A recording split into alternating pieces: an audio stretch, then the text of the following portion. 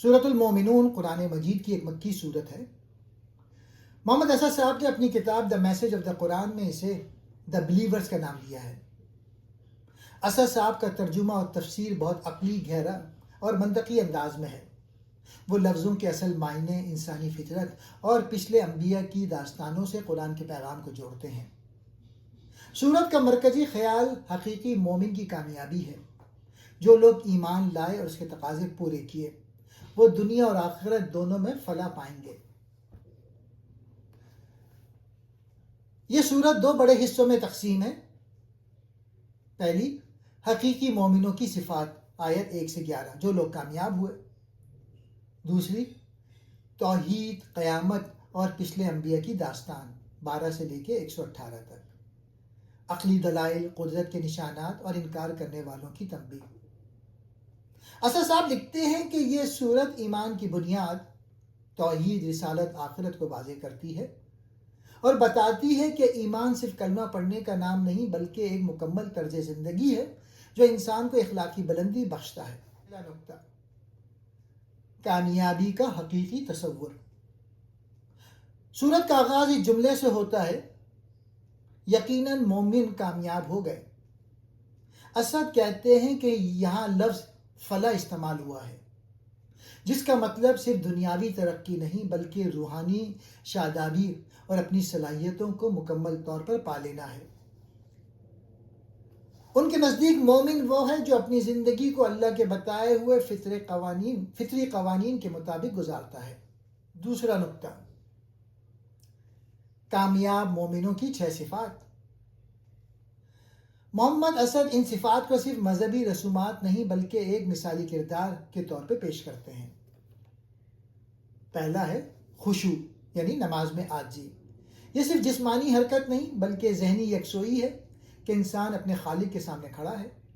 دوسرا، لغو سے اعتراض، فضول باتوں اور بے مقصد کاموں سے بچنا۔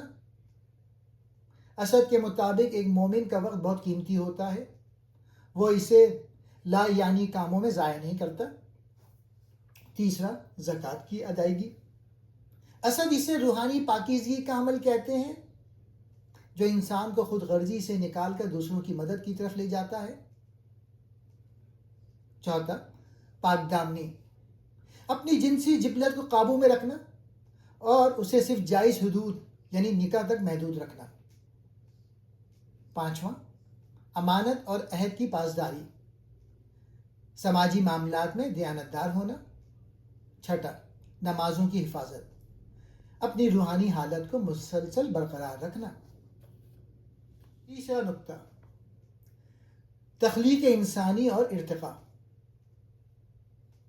محمد اسد اس سورت کی آیت 12 سے 14 کی تشریح بہت سائنسی اور عقلی انداز میں کرتے ہیں، جہاں انسان کی پیدائش کے مراحل، نطفہ، علقہ کا ذکر ہے۔ وہ کہتے ہیں کہ یہ مراحل انسان کو یاد دلاتا ہے کہ وہ مٹی سے شروع ہوا اور اللہ نے اسے ایک باشعور ہستی بنا دیا۔ مقصد، یہ ارتقائی سفر اس بات کی دلیل ہے کہ موت کے بعد بھی زندگی یعنی آخرت ایک حقیقت ہے۔ چوتھا نقطہ، انبیاء کا ایک ہی پیغام۔ اس صورت میں حضرت نوح، حضرت موسیٰ اور حضرت عیسیٰ علیہ السلام کا ذکر ہے۔